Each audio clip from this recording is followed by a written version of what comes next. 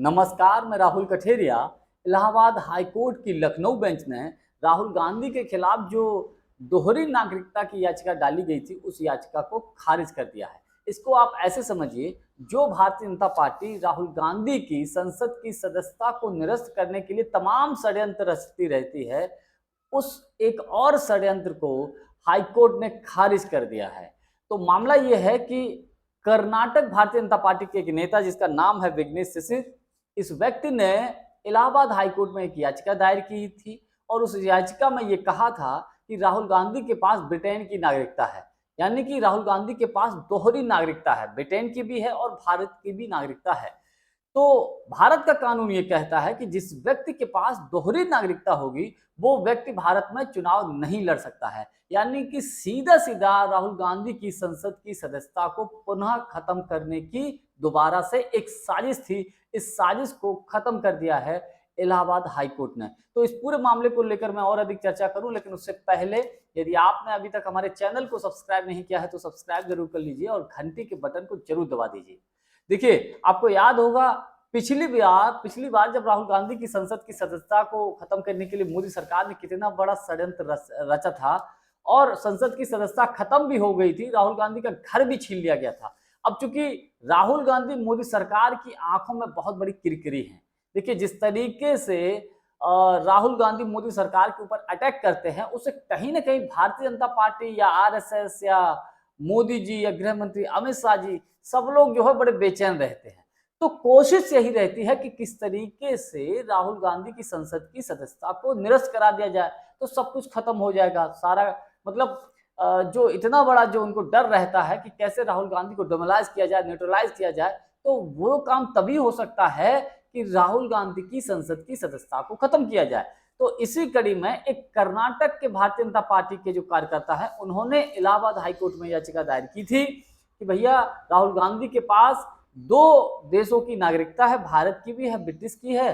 तो ऐसे में इनकी भारत की नागरिकता को खत्म कर दिया जाए और ये जो इनका जो ये जो सांसद हैं, लीडर ऑफ अपोजिशन है, तो ऑटोमेटिकली ये पद भी इनके हाथ से चला जाता। लेकिन इलाहाबाद हाईकोर्ट ने जब गृह मंत्रालय से इस बाबत जानकारी मांगी, आप बात समझिए, इलाहाबाद हाईकोर्ट ने जब गृह मंत्रालय से ये जानकारी मांगी कि क्या राहुल गांधी ब्रिटिश के नागरिक हैं या नहीं है, तो गृह मंत्रालय की तरफ से इसका कोई संतोषजनक जवाब नहीं दिया गया है। और बाद में इलाहाबाद हाईकोर्ट की लखनऊ बेंच ने इस मामले को खारिज कर दिया। यानी कि जो भारतीय जनता पार्टी एक एजेंडा चला रही थी, जो व्हाट्सएप यूनिवर्सिटी के लोग, जो नफरती चिंटू राहुल गांधी की दोहरी नागरिकता को लेकर एक एजेंडा चला रहे थे, वो एजेंडा ध्वस्त कर दिया है इलाहाबाद हाईकोर्ट ने। देखिए, इस मामले को भारतीय जनता पार्टी लटकाना चाहती थी कि ये मामला लटका रहे। तो इसके पीछे कारण क्या है? तो इसके पीछे कारण ये है कि देखिए, अगर कोर्ट में ये मामला लटका रहता तो जाहिर सी बात है, आदमी जो भी व्यक्ति है वो कम से कम, अगर जब तक सही साबित नहीं, सच और झूठ का पता नहीं चलता है, तब तक एक संशय के बादल तो उसके ऊपर रहते हैं कि हो सकता कि भैया दोहरी नागरिकता हो। तो ऐसे में छवि खराब करने की कोशिश राहुल गांधी की भारतीय जनता पार्टी कर रही थी। हम सब जानते हैं, बीजेपी ने हजारों करोड़ों रुपया राहुल गांधी की छवि खराब करने की कोशिश की और ऐसा भारतीय जनता पार्टी करने में सफल भी हुई। वो तो शुक्र मनाइए भारत जोड़ो यात्रा का। भारत जोड़ो यात्रा के बाद लोग राहुल गांधी को सीरियस लिए, राहुल गांधी को समझने लगे कि वास्तविक ये जनता से जुड़ा हुआ नेता है, जमीन से जुड़ा हुआ नेता है, और राहुल गांधी की बात को ध्यान से सुनने लगे। तो अब भारतीय जनता पार्टी इस ताक में थी कि किस तरीके से राहुल गांधी की संसद की सदस्यता को निरस्त किया जाए। तो अपने कार्यकर्ता के द्वारा जो है याचिका डलवाएगी और याचिका में फिर जो है जब कोई सबूत नहीं दे पाए तो इलाहाबाद हाईकोर्ट की लखनऊ बेंच ने इसको खारिज कर दिया कि इस मामले को हम ज्यादा लटका नहीं सकते। तो एक तरीके से हम ये कह सकते हैं कि भारतीय जनता पार्टी, आरएसएस का जो एजेंडा है उसको इलाहाबाद हाईकोर्ट ने ध्वस्त कर दिया। देखिए, हम सभी जानते हैं कि राहुल गांधी के खिलाफ इतने सारे मुकदमे हैं पूरे देश में, अलग अलग जगहों पर। शायद किसी आपराधिक व्यक्ति के खिलाफ भी इतने मुकदमे नहीं होंगे। क्यों? क्योंकि मोदी जी, गृह मंत्री अमित शाह जी की पूरी आरएसएस, पूरी की पूरी बीजेपी की आंखों में कौन खटकता है? केवल राहुल गांधी। अगर इस वक्त जो चर्चाएं चल रही हैं, अब तो लोग ये बोलने लगे हैं कि सरकार भले ही मोदी जी की हो, लेकिन काम वही होता है जो राहुल गांधी जी चाहते हैं।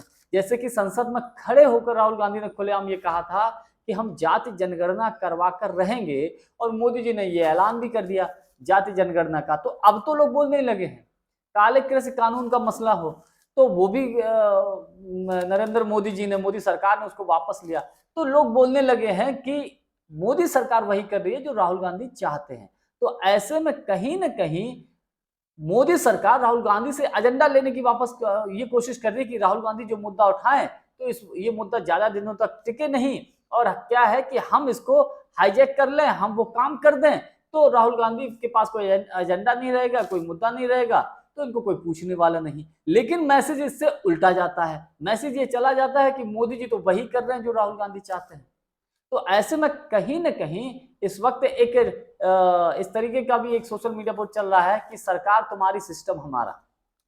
कांग्रेस के नेता, कांग्रेस पार्टी के लोग, कांग्रेस की विचारधारा के सहमत रखने वाले लोग ये बोल रहे हैं कि जाति जनगणना का जो मुद्दा मोदी जी ने जो कहा है, अनाउंस किया है कि हम इसको कराएंगे, राहुल गांधी की बड़ी जीत बता रहे हैं।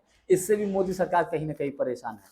कुल मिलाकर ये कहा जा सकता है कि मोदी सरकार राहुल गांधी की संसद की सदस्यता को खत्म करने के लिए तमाम तरीके की षड्यंत्र रचती है, लेकिन वो उसमें सफल नहीं हो पाती। जानकारी हमारी आपको कैसी लगी, कमेंट्स करके हमको जरूर बताइएगा। बहुत बहुत धन्यवाद। नमस्कार।